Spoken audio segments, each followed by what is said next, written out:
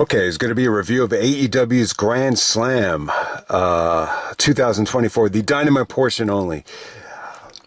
Okay, man, so we kick off the show with, Bryan and Nigel. It was really weird at first. Nigel comes out. Danielson's coming out with his AEW theme. He doesn't show up at first. So Nigel gets on the mic and says, I want to be awarded the winner. If Danielson does not come out on a count of 10, then all of a sudden the final countdown music hits. So Danielson comes out to final countdown once again. And then bang, we get Bryan and Nigel the first time in 15 years, almost 15 years to the day since their last match in New York City. And it's in the same city. So that's pretty cool when you think about it. But I actually loved the match. I thought it was really good. From a crowd reaction standpoint, I thought it was good. I think the fans were pretty supportive of Nigel. I mean, he got a little bit of heat out there. There were some negative signs that said, stick to commentary. But for the most part, I think Nigel, had a lot of supporters out there, and it definitely had it's not as good as Danielson and Omega. Don't get me wrong, it's definitely not as good as that, but it definitely had a little bit of that feeling. A little bit of the feel-out process kind of reminded me of that. So, still a great match. I thought Nigel looked terrific. He's definitely lost a lot of weight.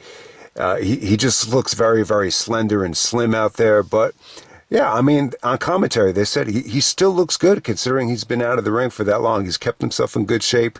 I kind of knew some of the stuff that Nigel was going to thrive at here. Just some of the chain wrestling was great.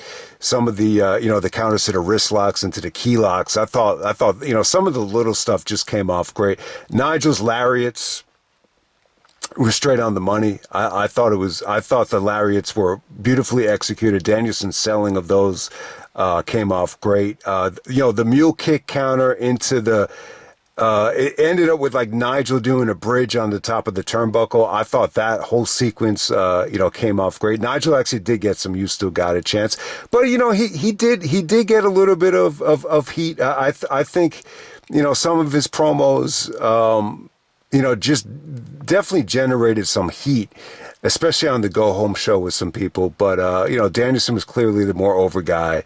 I think Danielson was great once again. But yeah, for the most part, it definitely felt like Danielson did a lot of selling here. I don't know if it was because of the Moxley stuff or because of the neck, because he needs neck surgery. His neck had all the, it was all taped up with the, the special tape, whatever you call it.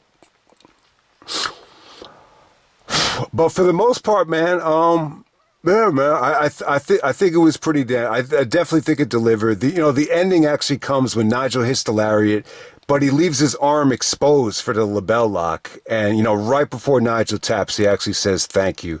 So I just think a lot of Nigel's signature spots came off great. The Tower of London, he actually locked him in the London dungeon. That inverted lariat spot, I thought that came off great from Nigel. So.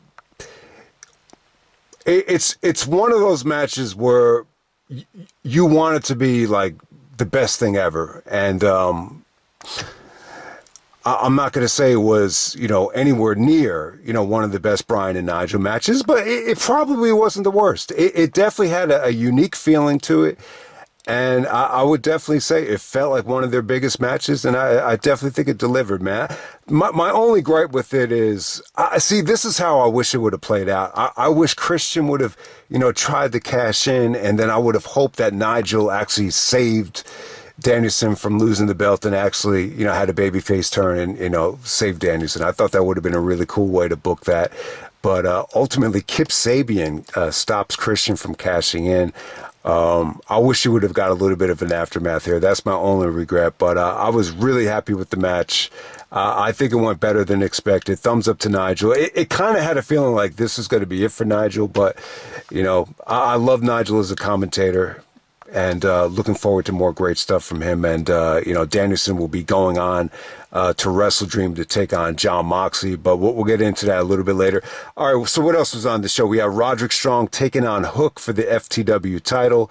Hook retains. He actually vacates or retires the FTW title and gives it to Taz.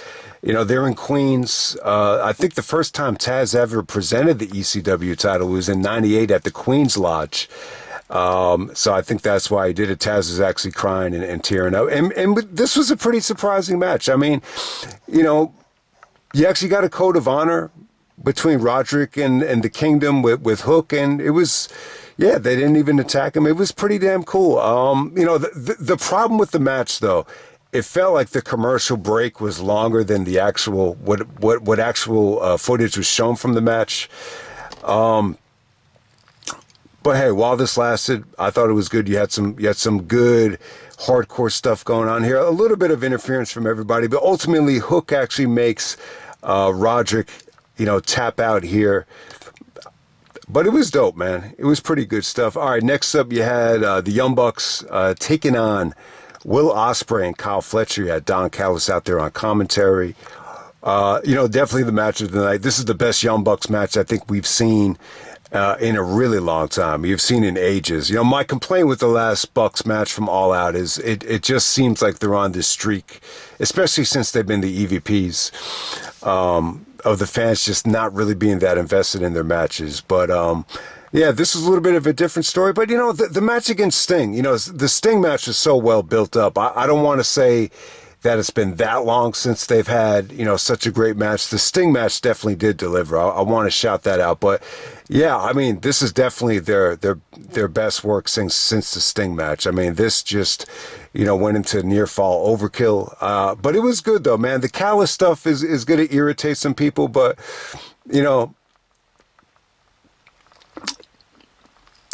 they definitely kind of, used the Callis stuff, I think, to their advantage. There was some really awesome near falls even after the screwdriver stuff actually did happen, but ultimately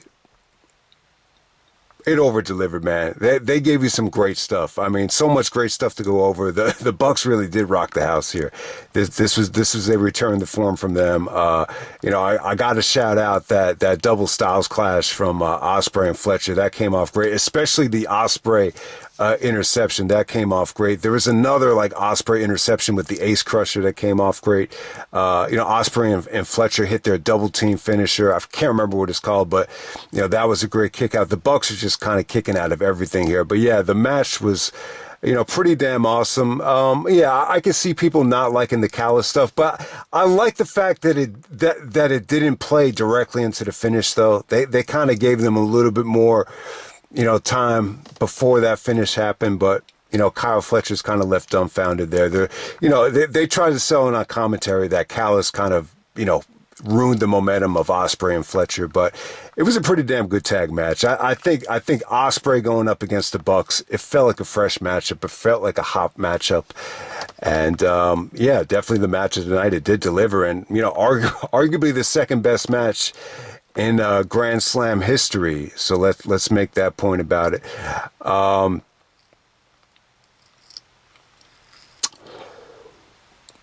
All right, next up you have Mariah May taking on Yuka.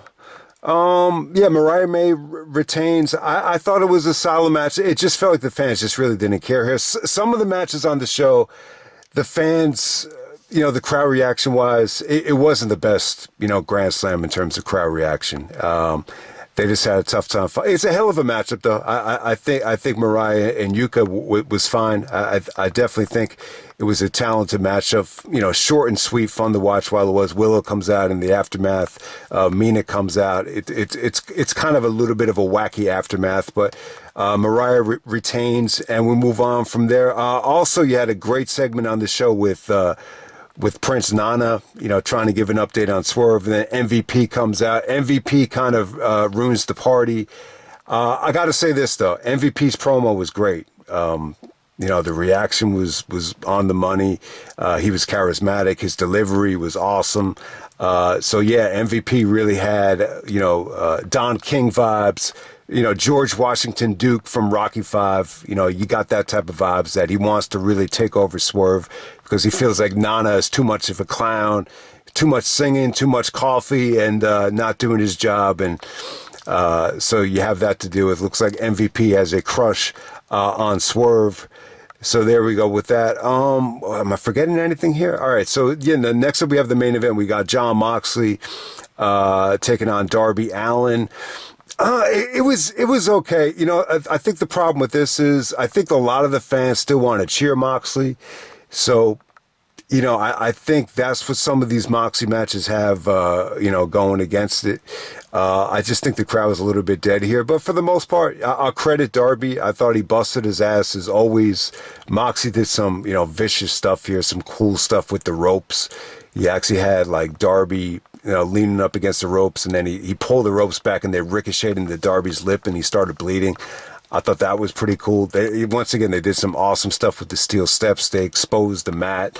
You have all that wood underneath the mat. So, yeah, Darby took some incredible bumps here. But, yeah, I mean, this just never really got going for me, considering it was the main event. It's kind of a disappointing main event for, you know, such a big special. The ending was pretty damn cool, though. It seemed like Moxley hit a variation of the Death Rider. It looked like more of just a DDT from the top rope. He was able to counter, you know, Darby's finisher into the Death Rider off the top rope. So Moxley goes on to Wrestle Dream. Awesome ending, though. Danielson comes out in a hoodie, and he comes out with Justin Roberts' tie and tries to choke out Moxley. Marina Shafir locks in a vicious headlock on Danielson, and then Claudio comes out. They had like a triple, you know, choke going on there. So it was a pretty cool ending. But yeah, Danielson gets on the mic, and he says he's going to kick Moxley's fucking head in at Wrestle Dream in, you know, Danielson's home state of Washington at the Tacoma Dome. So, yeah, man, I'm looking forward to Danielson and Moxley. I mean, their other matches were more like friendly, friendly matchups. This is going to be a war, though. I think Danielson even says, I declare war. You have Private Party coming out, and, you know, Commander comes out, you know, because, you know, the Combat Club, I think they broke one of Private Party's fingers, so, you know, they had to come out, and, you know, that's how it pretty much ended right there. But the important thing is, man, I think Bryan Danielson and Nigel was pretty damn good. I think, you know, even if you weren't blown away, you know, by the matchup, I will say this, you know, they kind of teased some of the brutal stuff, you know, from some of their other matches, the ring post spot from Unified, for example. And, you know, obviously they didn't really, and I'm glad they didn't, you know, they didn't, you know, execute it the way they did back in the day. Thank God. But,